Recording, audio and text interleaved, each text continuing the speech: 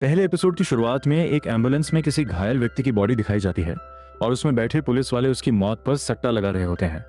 अगले सीन में सन 1964 की मुंबई दिखाई जाती है। ब्रिज भाटी अपने घर से काम के लिए निकल रहा होता है, तभी वहां लॉज का मालिक आ जाता है जो उससे किराया लेने आया होता है। भाटी की आर्थिक हालत ठीक नहीं होती, इसलिए वह कुछ दिनों बाद किराया देने की बात करता है। फिर हमें लालजी भाई दिखाए जाते हैं जो कपास के बड़े व्यापारी हैं। वे अंकों का धंधा यानी सट्टेबाजी भी चलाते हैं, जिसमें उनकी फैक्ट्री के मजदूर अपनी कमाई के पैसे लगाते हैं और इस तरह पैसा फिर से लालजी भाई के पास ही लौट आता है। ब्रिज भाटी उनके ही कारखाने में मैनेजर की नौकरी करता है। आगे एक औरत लालजी भाई के सट्टे में 50 रुपए पंजे पर लगाती है। ये देखकर सब हैरान हो जाते हैं। समय आने पर ब्रिज भाटी एक पत्ता निकालता है जो सच में पंजा ही होता है, लेकिन लालजी भाई के इशारे पर वो पत्ता बदल देता है और इस तरह सभी लोग अपना पैसा हार जाते हैं। इसके बाद वह औरत ब्रिज भाटी के पास रोते हुए आती है। वो बताती है कि उसे पैसों की बहुत जरूरत थी, इसलिए उसने इतनी बड़ी रकम सट्टे में लगाई थी। इस पर भाटी कहता है कि अब ये खेल पहले जैसा नहीं रहा, यहाँ सब कुछ लालजी के कंट्रोल में होता है। ब्रिज भाटी अपने पैसों में से उस औरत को 50 रुपए वापस दे देता है और उसे आगे से सावधान रहने को कहता है। अगले सीन में एक अमीर घर की औरत गुलरुख को दिखाया जाता है जिसके पति की मौत हो चुकी है, लेकिन जैसे ही वह घर पहुंचती है उसकी सास नौकरानी से कहती है कि उसे वहां से भेज दिया जाए। इससे साफ होता है कि गुलरुख और उसके ससुराल वालों के बीच सब ठीक नहीं है। कारखाने में मजदूर ब्रिज भाटी से बोरे उठाने के लिए ज्यादा पैसे मांगते हैं, लेकिन भाटी मना कर देता है। वो कहता है कि ये उसके हाथ में नहीं है। तभी वहां मौजूद दूसरा मजदूर डग्डू कम पैसों में काम करने के लिए तैयार हो जाता है और उसके साथ बाकी मजदूर भी मान जाते हैं। ब्रिज भाटी घर पहुंचता है जहां वह अपनी पत्नी से बात कर रहा होता है। तभी उसका भाई लच्छू, जिसने जीनू मास्टर से पैसे उधार लिए होते हैं, भागता हुआ घर आता है। लच्छू सट्टे में पैसे हार चुका होता है और अब जीनू मास्टर अपने गुंडों के साथ उसके पीछे पड़ा होता है। वे लोग घर में आ जाते हैं और लच्छू की उंगली काटने वाले होते हैं। तभी ब्रिज भाटी उसे बचाने के लिए कहता है कि वह 10 दिनों में 10,000 रुपए लौटा देगा। इसके बाद वे लोग वहां से चले जाते हैं, लेकिन भाटी के पास इतने पैसे नहीं होते। अगले दिन वह लालजी भाई से अपनी तनख्वाह बढ़ाने की बात करता है, लेकिन लालजी साफ मना कर देते हैं। उधर लच्छू भी ज्यादा कमाने के चक्कर में बचे हुए पैसे भी हार जाता है। रात को भाटी की पत्नी उसे बताती है कि जीनो मास्टर उसी चौल में किसी से पैसे लेने आया था और पैसे न मिलने पर उसने उस आदमी की पत्नी के गहने लेने के बाद ही उसे छोड़ा। और यह दिन लालजी भाई रेस कोर्स में होते हैं, जहां अमीर लोग घोड़ों के रेस पर पैसा लगाते हैं। भाटी वहां जाकर उनसे पैसे मांगता है, लेकिन लालजी उसे वहां से बाहर निकलवा देते हैं। बाहर गुलरुख, जो काफी दिनों बाद घर से बाहर निकली होती है, रेस कोर्स पर आती है। वो देखती है कि भाटी के हाथ से खून निकल रहा है।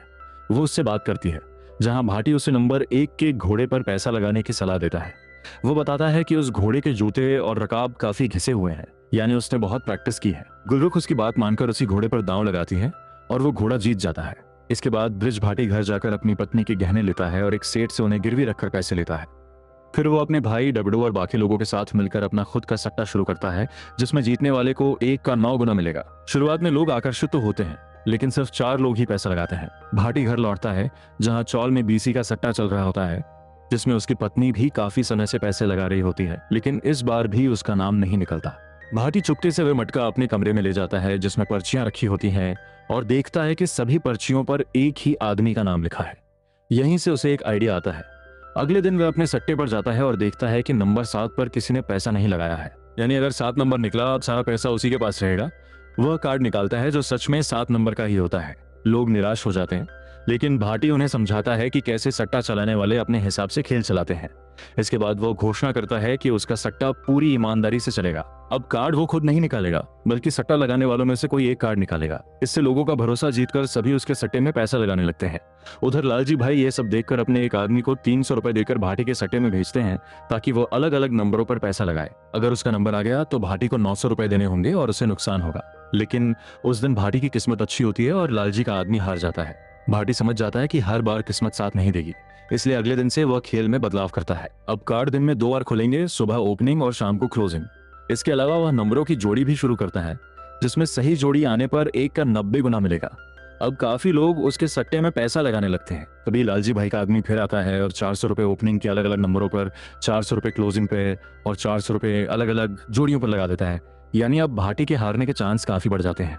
ओपनिंग में लालजी के आदमी का नंबर आ जाता है। वह लालजी को बताता है कि उन्होंने 1200 रुपए लगाए थे और 900 रुपए वापस मिल गए, लेकिन लालजी कहते हैं कि उन्होंने पैसे कमाने के लिए नहीं, बल्कि ब्रिज भाटी को बर्बाद करने के लिए यह दांव लगाया है। वो कहते हैं कि अगर शाम को भी जोड़ी वाला नंबर आ गया तो भाटी को 9,000 रुपए देने पड़ेंगे और उसका सट्टा बंद हो जाएगा। इसके बाद शाम को एक आदमी क्लोजिंग का कार्ड निकालता है और इसी के साथ पहला एपिसोड खत्म हो जाता है। क्लोजिंग कार्ड में भी लालजी भाई का आदमी जीत जाता है और क्योंकि इस बार उसका जोड़ वाला नंबर आया होता है, इसलिए भट्टी को उसे पूरे 9,000 रुपए देने पड़ते हैं। भट्टी पूरी ईमानदारी के साथ सारे पैसे चुका देता है, लेकिन अब उसके पास कुछ भी नहीं बचता और अगले ही दिन जीनू मास्टर को पैसे लौटाने की आखिरी तारीख होती है। भट्टी अपने भाई के साथ बचे हुए पैसों को लेकर जीनू मास्टर के अड्डे पर पहुंचता है। वह कुछ और दिनों की मोहलत मांगता है, लेकिन जीनू मास्टर कहता है कि उसे सब पता है, भट्टी अपने धंधे में 9,000 रुपए गंवा चुका है।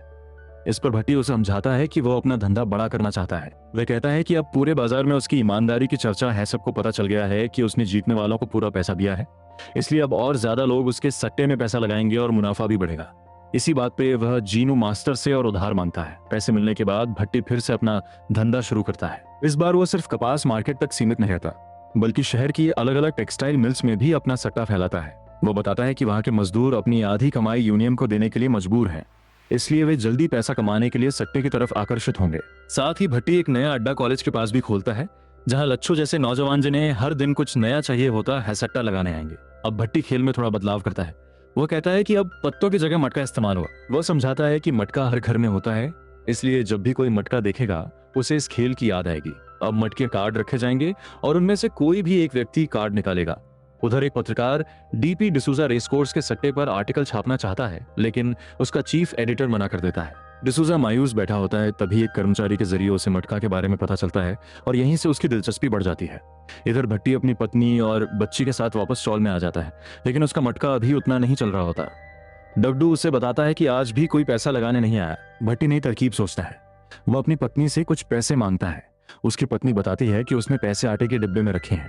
भट्टी एक डिब्बा खोलता है, कुछ पैसे मिलते हैं, लेकिन वो नहीं जो पत्नी ने बताए थे। फिर वो दूसरा, फिर तीसरा डिब्बा खोलता है, तभी उसकी पत्नी बताती है कि वो पैसे बचाने के लिए अलग अलग डिब्बों में छुपा कर रखती है। यहीं से भट्टी को एक और आइडिया मिल जाता है। अगले दिन वो अपने अड्डे पर जाकर खेल में बदलाव करता है। अब वहाँ कई डिब्बे रखे जाते हैं ताकि सट्टा लगाने वाला अपना पूरा पैसा एक ही नंबर पे न लगाकर अलग अलग नंबरों पर लगा सके, जिससे उसके जीतने के मौके बढ़ जाए। इसके साथ ही भट्टी नए नियम भी जोड़ता है। अब 2 जोड़ी, 3 जोड़ी, 1 नंबर और ओपनिंग क्लोजिंग दोनों में सही आने पर खिलाड़ी को 1000 गुना तक इनाम मिल सकता है। ये सुनकर भट्टी के मटके पर भीड़ उमड़ने लगती है। भट्टी एक और चाल चलता है, वह अपने सभी अड्डों पर टेलीफोन लाइन लगवाता है। अब कार्ड सिर्फ एक जगह खुलेगा और नंबर फोन के जरिए बाकी अड्डों तक पहुंचाया जाएगा।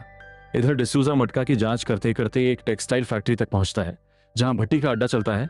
वह अंदर जाकर डग्डू से खेल के नियम समझने की कोशिश करता है। उसी दौरान गुलरुख भी वहां पहुंचती है। वो भट्टी से कहती है कि उसने रेस कोर्स में उसकी सलाह मानी थी और जीत गई थी, इसलिए आज वो उससे मिलने आई है।